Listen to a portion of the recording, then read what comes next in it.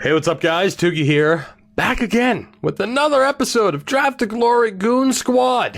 One of the final episodes, not the final, one of the final episodes, as of course we are approaching, and if not, I mean, we're already in the last few seasons of this series. Of course, we start off in 2017-18, you go 25 years, 2042. Actually, I'm not sure, because I can't think right now, because I'm tired, which I'm always tired when I record, but still, I'm tired. Would it be, yeah, it would be the 2042-43 season. That would be our last year. Unless this game's weird and it's the season before. Regardless, we only have a couple of years left. At this point, the team is looking drastically different. By the way, when I was editing a player type, I noticed one of the birthdays was 2013. Shows just how far into the series that we are. But of course, we have a lot of new names, a lot of new faces. Nolan Foote's down in the AHL. Frederick McDonough is 37 years old. Marcus Brodin still hanging around at an 84 overall, but he's 36 years old. This is our final year of having quite a few draft picks. We have 5 as it is, a couple of seconds as well. After that, it's just, I believe, one pick in each round at the moment. That may still change. But this is our final year of, hey, let's still kind of focus on progression, but without a doubt, next year needs to be full force, right back in contention. We're looking to win a cup. I would prefer that to be the case this year, of course, with it, with the higher chances, the higher likelihood that the 3 legends of the team that remain that I've mentioned, with that being, of course, Foote, Brodin, and McDonough. I'd like to think that this would be the year where we could be competitive, but it's really tough to say. Last season, we thought we might be a little bit better. We weren't. We missed out on the postseason completely, as opposed to the year before, where we expected to be terrible, and we only missed out on tiebreaker. I think was a tiebreaker by 1 point because we lost on the last day of the season to San Jose. Every time I try to sit here and predict how good of a team we're going to be, the game throws me a curveball. And if you've watched me play MLB The Show lately on Twitch, you will know if it comes to a curveball, a slider, a changeup, it's a big swing and miss for me, as Emmy's sneezing in the background. Isn't that adorable? And doing the old dog shake, why not? I'm looking, I guarantee. Yep, she wants to leave the room. Cool. Jump cut. Maybe. I don't know. I might stop the sim. I don't know. We'll figure it out. Jump cuts. Woo. All right. We're good. We're back. We're good to go. I will say, there'll be a nice little Easter egg, a behind the scenes look at what just happened as I had to make that jump cut. If you go on my Twitter, it should be up there. And if it isn't up there, then boy, am I going to sound foolish. I don't know, I took a quick video of the dog out in the blizzard. It's fine. I'm honestly, again, I've had a couple of these episodes before. You guys would know it. I'm a little bit anxious. I'm a little bit worried that mid-episode I may just lose power. But damn it, I'm committed. So why not go for it? I actually didn't stream on Wednesday night because of those concerns. Had a few little power... would they be power surges, technically? Like losing power for like 5 seconds at a time, and then it would pop back up, which really would have made streaming an absolute disaster. And it does make for a very tense and nerve-wracking recording session here, but damn it, it has to be done. And so we shall continue, as unfortunately, our record isn't looking that great so far, but we do have plenty of time to turn it around. I don't want to say I'm always, but I have been hesitant to say, oh, our team's bad or whatever, when we struggle in the first couple of months of a season because of what we have seen in this series, where we have completely turned it around and won a division title. So who's to say this team could catch fire at any moment? That said, as we are now in January of 2040, I don't know what it is, but something about that just, it seems strange to me that the thought of 2040 is only 22 years away. There's something very odd about that to me that's just not quite clicking in my mind. It's uncomfortable. I don't know what it is. Anyway, as we take a look here, Harold Wild currently leading this team in points. What I wanted to check is Geispers. And has he gotten better at all, or have anybody on? How's that second line doing? Not well. So you know what? Actually, is it Henriques who's kind of dragging it down? Not really. Brian Boss, you are getting swapped out for Ian Geispers. And then to be honest, is Tambellini that decent of a center? Not really. I'm going to put Boss at center. So I'm going to move Geispers over to the higher wing. The top line is still doing okay, although Pandolfo being a -5 is a little bit surprising. That third line was doing okay. The plus-minus, though, is a little bit weak. So I'm going to switch Boss and Tambellini. And then we'll go... you know what? We'll leave it. I was thinking switch them, go best lines, see if it affects the power play or the special teams, but it's all right. We are going to change it, though, for the main line combos, as the Arizona Coyotes and the Vancouver Canucks are the top two teams in this division so far. That's how you know it's in the future. However, it is a little bit surprising, seeing as, at least as far as I can remember, it has really been the same few teams towards the top of the Pacific Division throughout this entire run. So, I don't know. I don't know, as we are 4 weeks away from deadline day. February is going to have to be a very big month for us. Like a very big month for us.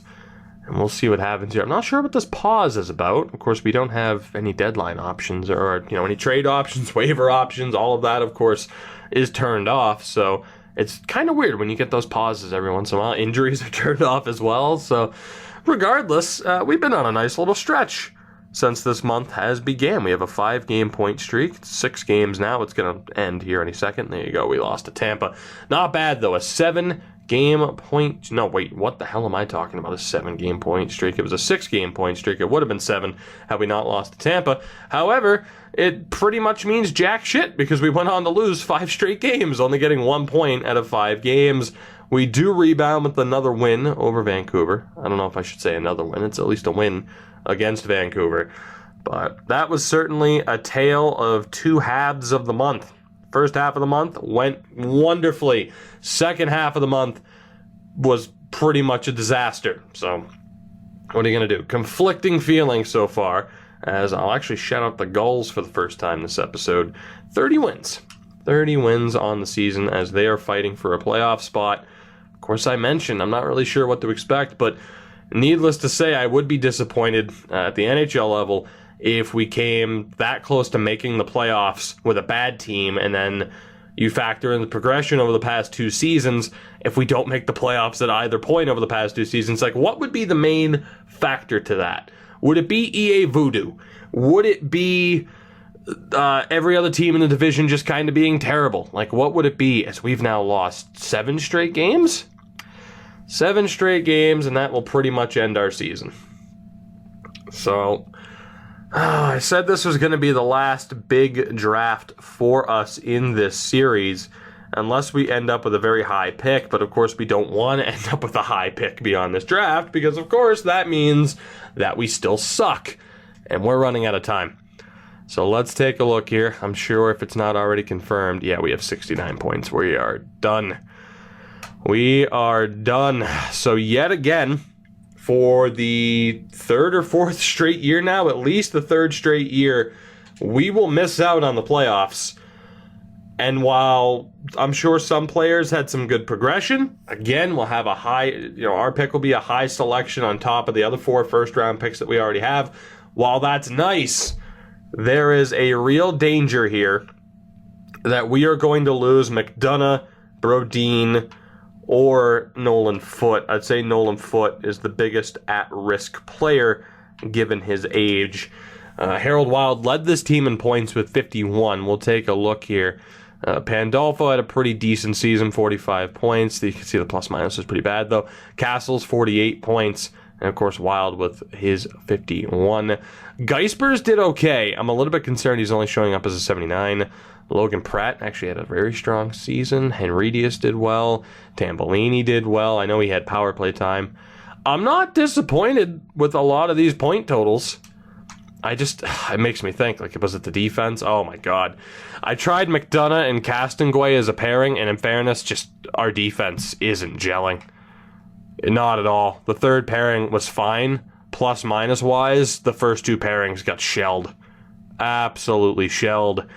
Here's my issue. If we need to kind of have a different approach on defense, I don't think we have enough time. Now, in the last draft, we did take a lot of defensemen, which is helpful, but I'm concerned. Marcus Brodin looked more like a league average goaltender this season. Even last year, he had a .928, but he now has back-to-back seasons with below a .930 save percentage, which, I mean, he had an above .930 save percentage in every single season of his NHL career. And then the past two seasons, he dropped to a .928 and now a .919. So that is concerning. It's a sign of him finally looking a bit weaker. Tom Brooks did not look good.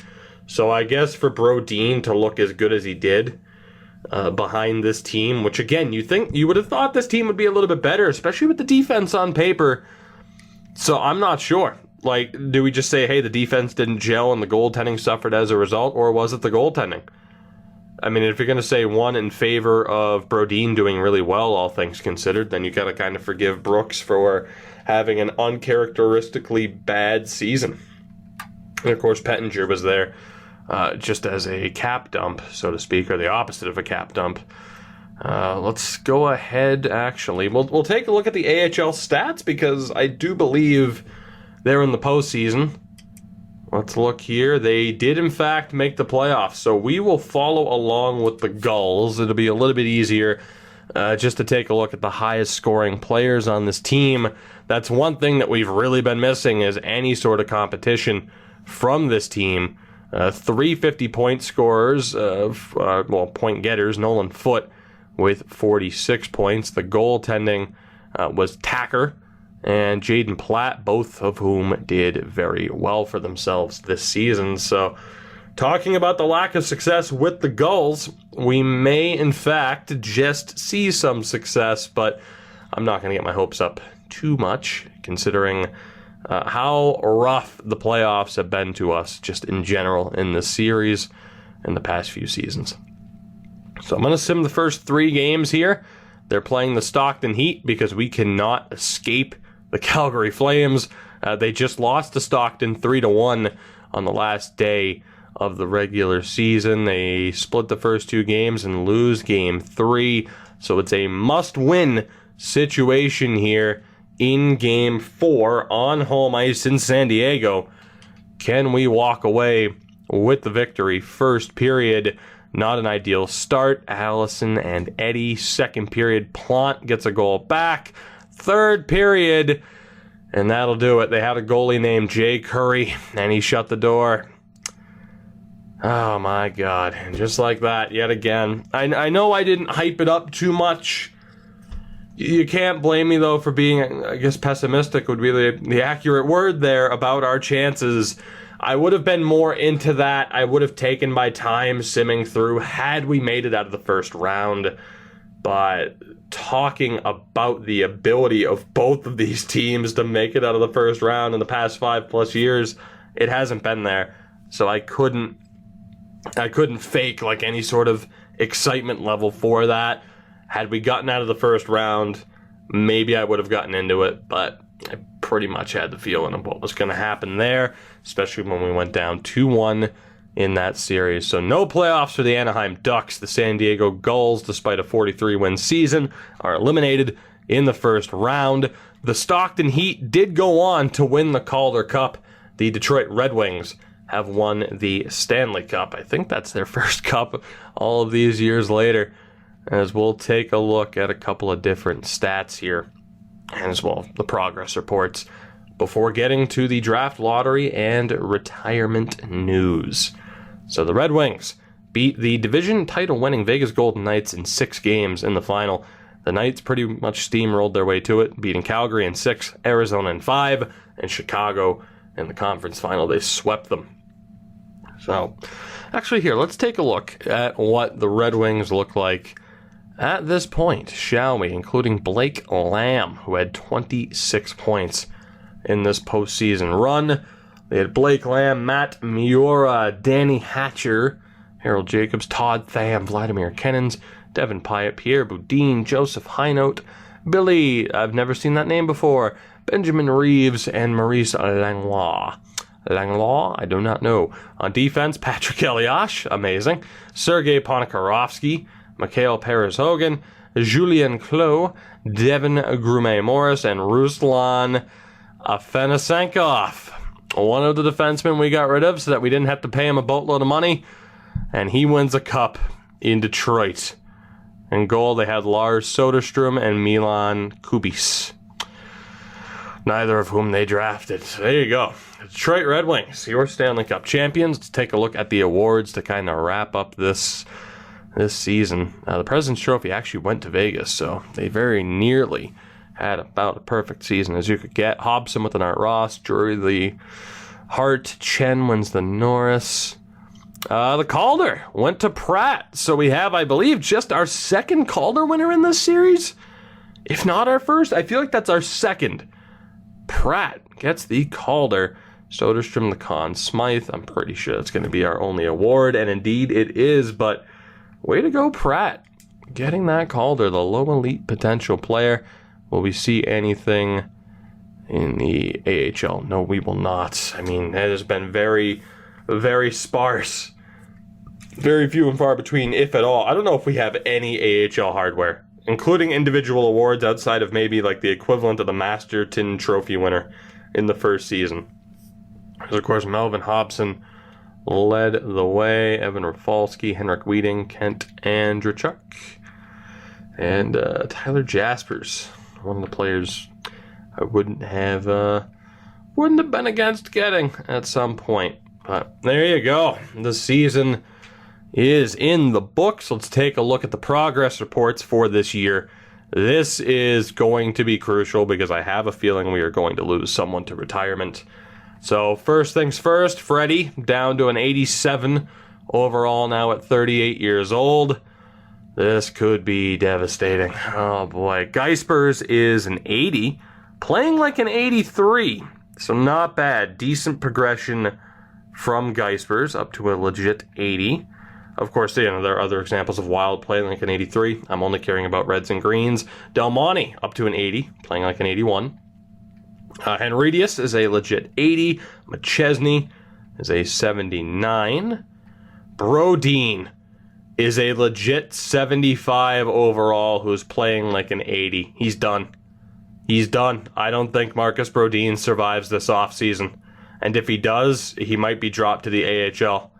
And that'll be devastating. I don't see how, with him being 37 years old and a 75 overall, that he stays. I just don't see it. Andreoff's up to a 79. You have Ruedel now at a 77. Schumacher, very good improvement for the grinder there, up to a 77. I don't even see Nolan Foote right now.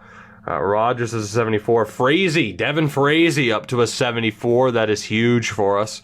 Bonks is a 73 and Linden a 73.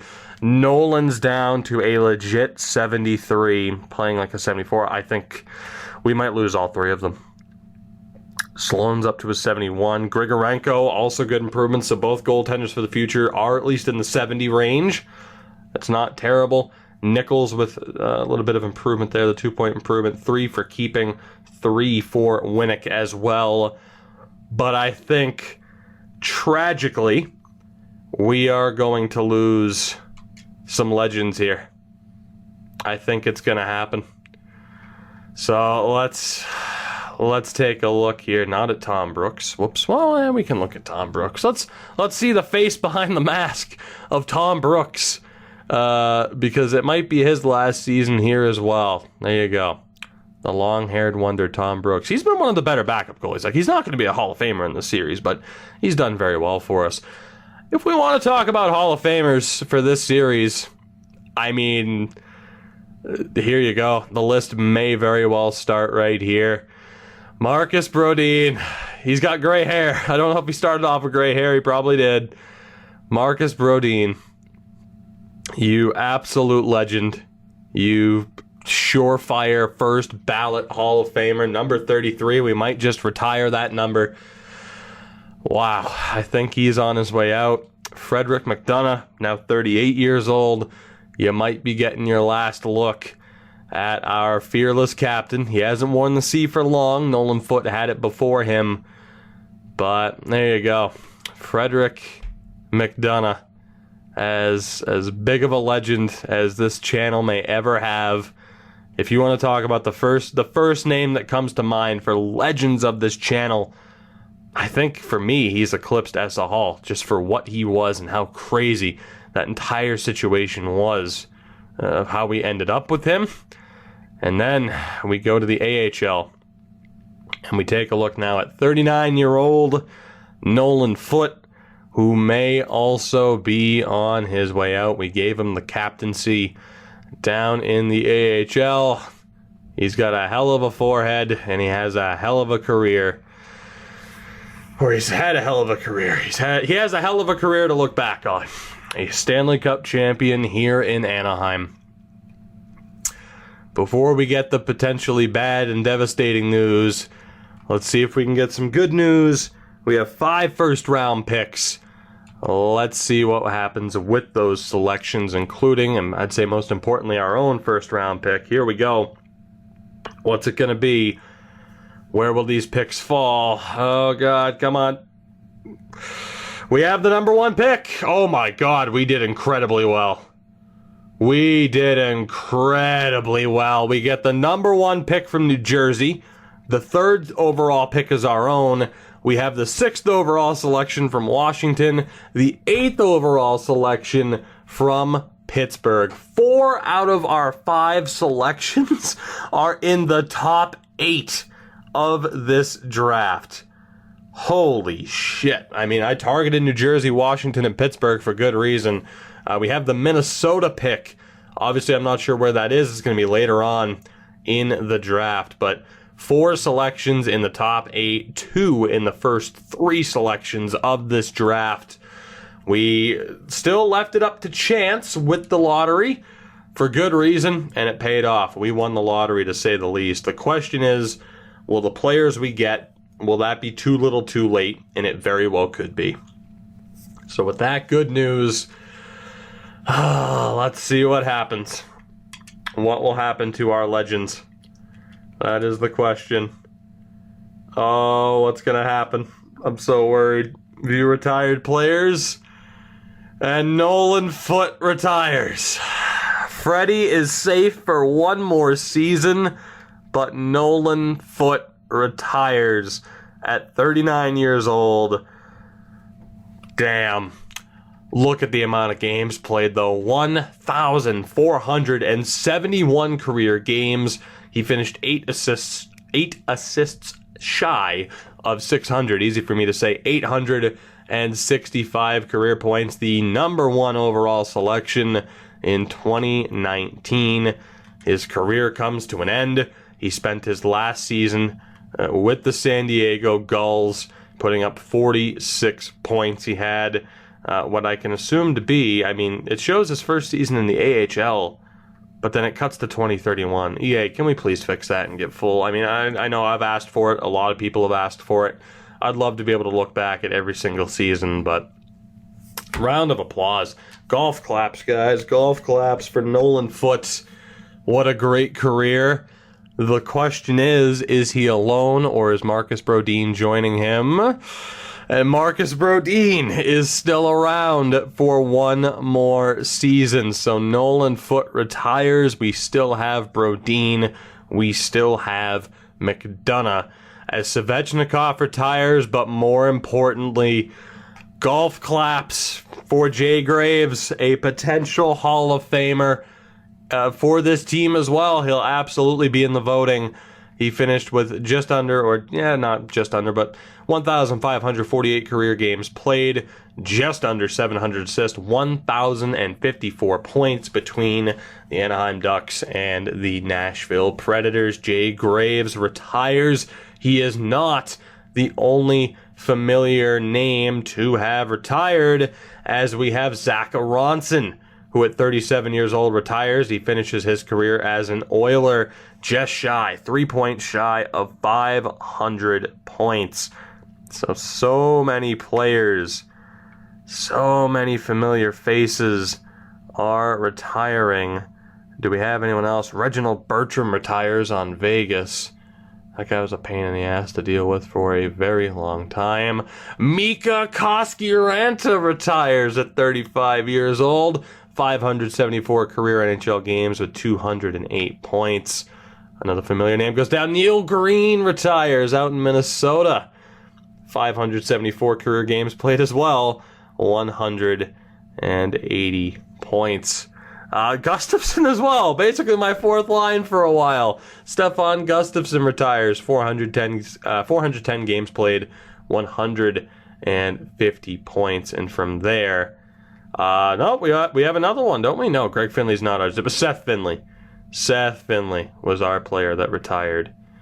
And I mean, from there, I'm not sure if we'll have anybody else. No, we do not.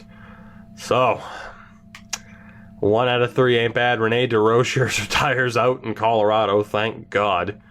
You want to talk about a complete pain in the ass to deal with? He was certainly one of them. So with that out of the way, with that taken care of, it's time to get to the draft. We have not taken a look at the draft class in this episode, and I haven't in general. The question is, who is available here? We have a good opportunity to find a game changer. Let's take a look. Power forward, defensive D-man, none. Oh, that sucks. And that's the risk. That's why I like playing the lottery, so I don't know exactly who I'm getting, and here is the issue. We don't have a single power forward, grinder, defensive D-man, or enforcer in the top 10 of this draft. Devastating. Heartbreaking. Look at this guy Agostino here with some of the greens. He's gonna be decent. What about Regier? We actually don't even have that much info on him. Wow, that sucks. This isn't looking like the highest set of overalls either for this draft. But still, let's take a look then. We have Naslund. Not that we need another goaltender, but it might not hurt. Another Swedish goaltender could be nice. Darling, who of course is awful, so we'll avoid him. We have Pera. Kelly Pera, who very well might be an option. We have the exact elite goaltender, Howard Schremp. 83 agility, potentially 84 speed. Might also be an option. We have the power forward in Derek Clark. We have another power forward in Curtis Whitman.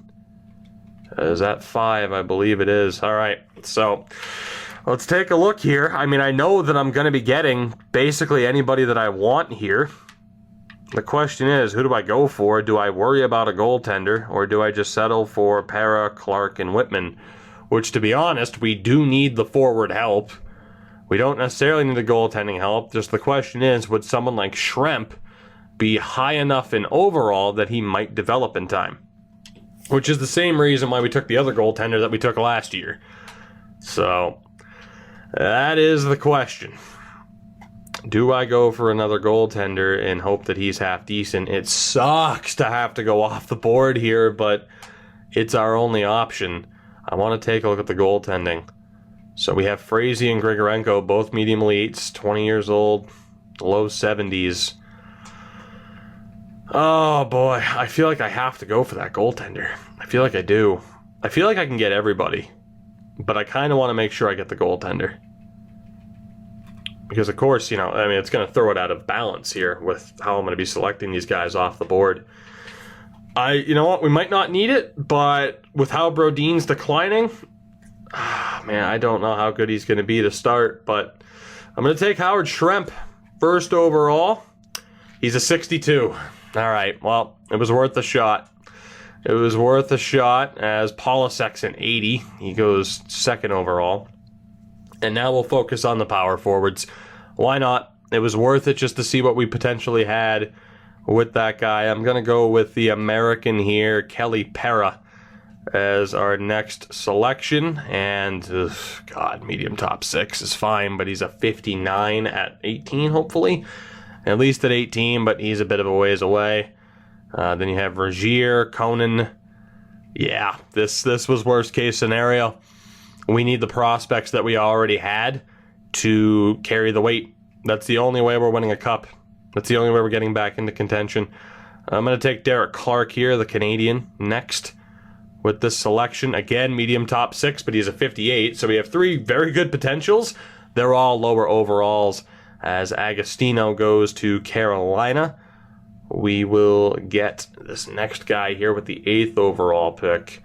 We're going with Whitman, who is fucking hell, who is awful.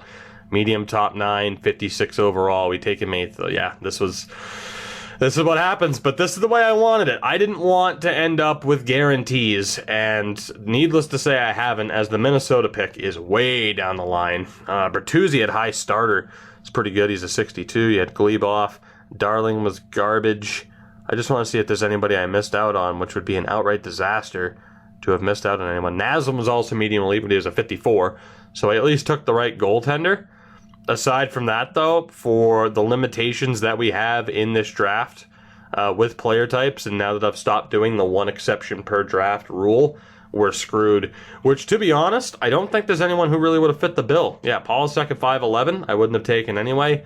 Conan, I probably would have selected. I gotta be honest. If we did the whole off-the-board pick again, I probably would have selected him. But, you know, it is what it is.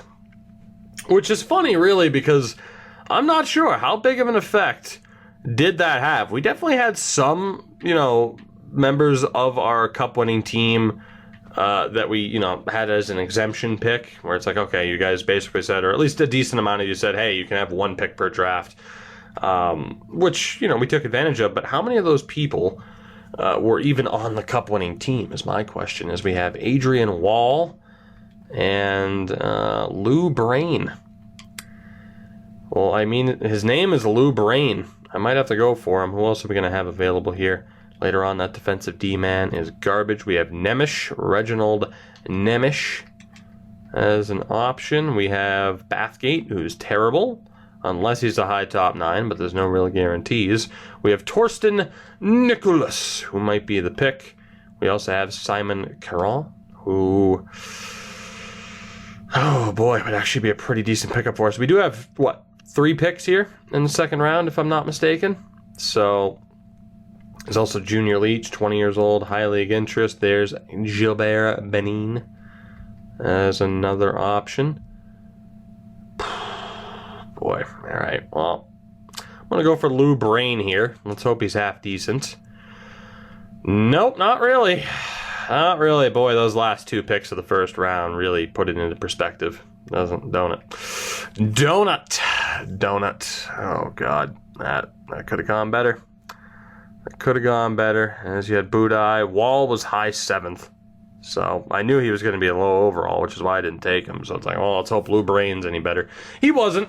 This was the worst draft to end up with all of these picks in. But it was still the right idea, I would say, to kind of spread the wealth among multiple drafts. It's just, unfortunately for me, the game hasn't been too kind as of late with the players we've ended up getting. Do I just want to take a shot here with Nemish? You know what? I might as well. Reginald Nemish, are you any decent? You are! You are actually better than decent. Okay. All right. 69 overall, which is, of course, quite nice. 19 years old, medium top 4 potential. I will take it. I should have taken you earlier in this draft, clearly. Reginald Nemish. Welcome as Squeaky Chair is making its presence known, as it always does. Just when you think Squeaky Chair is no longer a thing, it reminds you that it is, in fact, a thing. So, not too bad. There wasn't anybody selected that we were even eligible to take anyway. Let's see what else we have here. Alright, so we have Nicholas, we have Carol. Of course, Foligno sucks. We have Leach, we have Benin. That's it for the second to third round projecteds. I could go off the board with Prokhorkin. I can't. He's offensive. It was Vernarski. Ted Vernarski. Right. We also have Dirksen. Ron Dirksen. and an Orlando Kobayashi. Anybody else? Emmerich sucks. We have, oh my god, yeah, this is rough. We have an Ethan Kilger, a Slovenian, also as an option. So, from what I can tell, it's just going to be a whole lot of fingers crossed, hope for the best. I mean, yeah, God. I mean, I'm going to take Karan here for obvious reasons. And from there, well, we'll see. So please don't be medium top 6, Simon Carroll. Please. Oh, okay. Well, you did, in fact, grant me my wish, at least. I can respect that. I asked you to not be medium top 6. You were, in fact, not medium top 6. You were much, much worse, alongside every other goddamn defensive D-man at this stage of the draft. So thank you for that. I'm feeling a little bit defeated at this point, if you couldn't tell. We'll go for Nicholas, 20 years old. Low league interest. Let's hope for the best here. Not bad. Not bad, but here's the problem. He's 20 years old. I don't think he'll develop quickly enough. I mean, maybe eventually he'd become a bottom 6 guy, or he might get stuck in the AHL like Sanderson and McTaggart, players of that ilk, as Kilger was low top 6. Oh, Emmerich was indeed awful. Kobayashi was awful. Dirksen was high top 6, 60 overall at 20 years old. Again, not bad, but he's 20, you know? And I get it, you know, Dirksen, the Hartford connection, I get it. Maybe I should have gone with him. Nicholas wasn't a bad selection, though, but damn. And Leach, again, medium top 6, but a 62 overall. None of these guys are looking like game changers except for the 69 overall defenseman that we previously ended up with. So, let's see. We got Van de Velde. Toby Van de Velde. Toby Van de Velde. Who else do we got? We got Malone. We have Yekimovs. We have a couple of other defensive D-man and power forwards is what we have. We have Milroy, 20 years old, low league interest. We have Ethan Anthony. We have Dmitry Askin. There you go. And Casey McCarron. 19 years old with no league interest. Nice. Let's take a look at the sorted players. And we'll figure it out from here. We got the no league interest, low top 6, 19 years old, Toby Van de Velde. We got high top 6. Oof, I feel like Yekimovs might be half decent too. And the complete unknown, Lee Malone. I'm going with Van de Velde.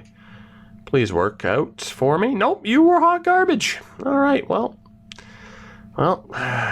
you just broke my dreams. All my dreams are crushed. They're just laying there, side of the room, in a big heap. Just a devastated heap of despair and emotion. So, do we go for Malone, or do we go for Yekimovs? And you know what? I'm gonna go for Yekimovs. Is it Yekimovs? I don't know. Medium 7th, I'm guessing. Yep, what a surprise. I can't avoid it no matter what I do. I was hoping, because, unless I'm mistaken, he wasn't scouted that many times, so I was hoping he was a little bit better than advertised. Nope. Malone also sucked. Okposo sucked. Anybody else here that wants to disappoint me tremendously? McCarron sucked. Yaskin sucked. Milroy was the pick.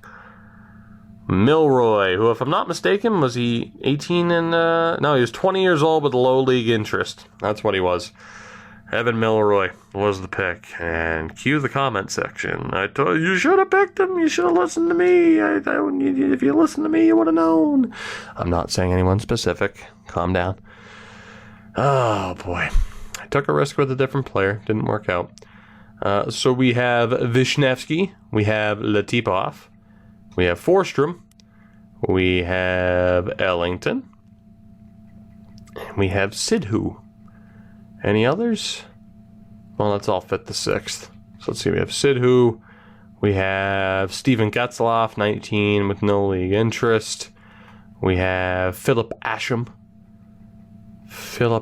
We have Card. 75 defensive awareness, roughly. Jesus Card. How do I not select Jesus Card? Are you kidding me? Oh my god, there's also an enforcer here in the 6th round. Spike Kessler. Oh my god. I feel like I have to take Jesus Card and Spike Kessler next, right? I feel like I have to. Just for the names. To hell with trying to get a good selection. Julian Ellington? Yeah, I'm doing it at this point. You guys have seen the players that I've highlighted that I'm considering picking, although I'm sure not selecting Latipov will come back to haunt me. At this point, let's have some fun. We're taking Jesus Card. I mean, I can only assume it's Jesus. I mean, I don't know. Maybe I don't know. Have you ever met a Jesus from Canada? Jesus Card is bang average, but I mean the best kind of bang average. To our next pick, Sidhu was bang average as well. Who else do we have here that was available? Asham was meh. Ellington was meh. Vishnevsky was bad. Latipov was meh. Forsstrom was bad. Tulipov was bad. This was not a great draft. This is not a great entry draft by any stretch of the imagination. Let's see here. Let's see. There's only one name to possibly pick here, and that is the enforcer from the Kootenay Ice, Spike Kessler. Medium bottom 6, 56 overall. But his name is Spike Kessler. So how could you possibly be angry? I know I'm not. We'll take a look back here. Getzlaf was garbage. Again, this was the worst possible draft to end up with all these extra selections in. But that's the way the cookie crumbles. We have J.C. Bureau. 18 years old, no league interest. We have the defensive D-man Ruslan Punanovs. 77 slapshot accuracy there, huh? Now, according to this game, he should be at about 4-star, but that's not exact, so 4-star defense, that is. Who else here? We have Austin, Joey Austin. No league interest, of course. We have Vishnevsky, Dmitry Vishnevsky. We have Stahlberg, 17 years old, low top 6, no league interest. Intriguing. We also have Kavanaugh, 20 years old, high top 6, no league interest, only scouted him twice. We also have Tiny Guilas. Scott Wisniewski, also an option.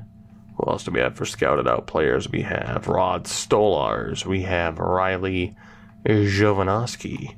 We have Rodney Jackson with his 74 speed. We have Nolan Smith-Pelly. We just lost a Nolan. Maybe we should draft another. We have Louis Springus. Amazing. We have this grinder, Johnny Blum. Good old Johnny Blum. We have another bang average grinder. We have Duke Hamhuis, the best Hamhuis. We also have Chad Prosser as another potential option. And don't forget Adrian Humphrey. So with that, I think we'll go back up towards the top here. And I think I'm going to take the risk on Kavanaugh. Yeah, let's just hope he's at least bang average and not completely terrible. Kavanaugh, how are you? You're bang average. A little bit weaker than bang average, but what are you going to do? To the 7th round we go. Not Tokarski. Jovanovski was meh. Bureau was bad. Austin was bad. Vishnevsky was bad. Punanovs was bad. Stahlberg was bad. Jesus. Also, is this a Daryl Dixon? It's a Drew Dixon. A Daryl Dixon. Oh boy, yep, there it is. There's the kicker. Not only did you just kick my ass, but you took my woman, my kids, you kicked me out of my own house. You just moved in, put your feet up, took down my Al Bundy style shirt from my one college game or my one high school game where I was actually good. You just wipe your feet with it, and that way you don't get any dirt on the couch. Now I'm visualizing Dave Chappelle stomping his feet into a couch. No, I will not say the line. I am far too white. Rod Stolars would have been a nice pick. Wisniewski, 20 years old, 60 overall. Not as upset about that. I am upset about missing out on Stolars. He might have developed in time to kind of become half decent. There was also this other guy here. What was your name? Donald. Donald? Dean Donald. Oh my god, if his name was Donald, I would have lost my mind. You have no idea. I would have been more upset about missing out on the great Donald. Is this? Alright, we have 4 picks. 4 picks left in this entry draft. The question is, can we somehow find someone who isn't complete garbage? Because, yeah, we just missed out on a couple of them, unfortunately. Is this Wah guy any good? He's a 2-way, though. He's actually not that bad. He's not that bad. We have hope, or do we? Nope, we don't. We have no hope. We have no bananas. It's an awful day. What about Junior Mara? Not good enough. Not good enough. Defensive D-man Ned Esch. Also not good enough. We have Mellenby. Keep your melons. You're not good enough. Kenneth Linson. Also not good enough. Who else do we got here? Hybrids and snipers and grinders. Whole lot of goaltending. Whole lot of nothing.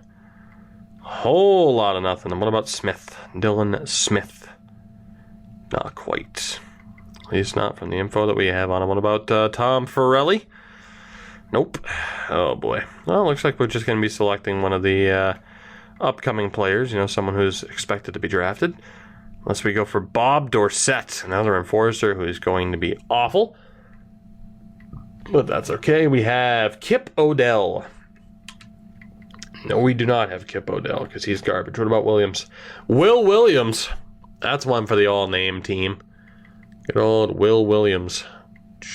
I would have liked Donald better, but what can I say? Wes Brown, not that great. We have this grinder and Emmanuel T-Ball, who I might honestly select. There was another guy exact top 9 at the top of the board. I just don't remember if he was eligible. Doug Huey, who unfortunately is not that great. We have Clint Booze. Any non-exacts here? Because all these exacts are hot garbage. We have Quincy, but we're down to the 2-time scouted, so yeah, not ideal. What did I get? One guy there selected? Alright, well, let's select Emmanuel T-Ball. Why not? T-Ball. Son of Jocelyn. 63 overall. Of course, we knew what his potential was. There was the outside chance. His ham use was kind of meh. There was the outside chance that he was going to be a high potential player. He was not. I was hoping the overall would be slightly higher as well. It was not. So, next we have Gilas. We have Jackson. We have Smith Pelly. We have Springus. Lewis Springus. We have this grinder in Blum. Why not? Let's take Johnny Blum. Let's go for it. That's why we don't take Johnny Blum. Alright, well, that's fine. If you couldn't tell, I'm a little bit defeated at the moment. It's another kind of rough season. We had some more regression. We had some decent progression, but to have this draft pan out as badly, or play out really, as badly as it has, we also have Prosser, and that's that. I'm going to take Prosser. Good old Chad Prosser. That's what this team needs, is a good Chad. Unfortunately, you're not good, and you should be revoked of the name Chad. You are not fit enough to carry the name Chad. How dare you? So that leaves us with these 4. They're all defensemen. We have 1 high league interest in Rodney Jackson. The rest are no league interest. 18, and 19, I do believe. Boy, oh boy. Let's go for, do we take the Tiny or do we take the Jackson? Let's go for Rodney Jackson. High league interest. And, oh, what a surprise. He's shit, too. Surprise. Gilas is also awful. Might as well go through the rest of these picks because I think I'm going to end this draft. I'm going to end this episode with this draft. Smith Pelly also wasn't that great. You have Kai Gorodov. Guarantee his name is Stanislav. No, it's Sergey. Well, that's the only other option I've ever seen. We have Cunning. Jacobson, and Bergeron as the options. So, just because that draft was as bad as it possibly could have been, given the circumstances of us winning the lottery and not having a single eligible player for us in the top 10, I feel like it's a better idea to just kind of take a step back for the moment, come back to this another day, get caught up, get the team set up, and be good to go. I feel like that's the right way to handle it as we are approaching what again could be Marcus Brodin and McDonough's last seasons. Brodin will probably be in the AHL because I don't want him to wither away. We of course have Frazee, Grigorenko, and Schremp now for what that's worth. Could easily flip Schremp to get another first next year. McDonough needs a deal. Yeah, we got a lot of work to do, but we also have a lot of cap space available. So hopefully it won't be all that difficult. Hopefully this team decides, hey, we want to be contenders next season, because we are rapidly running out of time. So for now, guys, that'll do it for this one. I hope you did enjoy. Feel free to share my misery of how that draft went in the comment section down below, or feel free to tell me, hey, you should have selected this guy, in which case, trust me, I already have remorse over that draft not going any better. But to say that I was dealt a shit hand there at the end, or by the draft lottery and then to have no one available, eligible, that'd be an understatement. That would be the understatement of the century. Again, I hope you enjoyed. You know what you can do to support the video and the channel. Leave a like and subscribe if you have not already done so. Links are in the description to my Twitter and my Twitch and that one clip that I mentioned to you earlier on. Check it out if you haven't. It's adorable. It's adorable until the end. It's kind of weird. Thank you guys for watching. I'll catch you next time. Goodbye.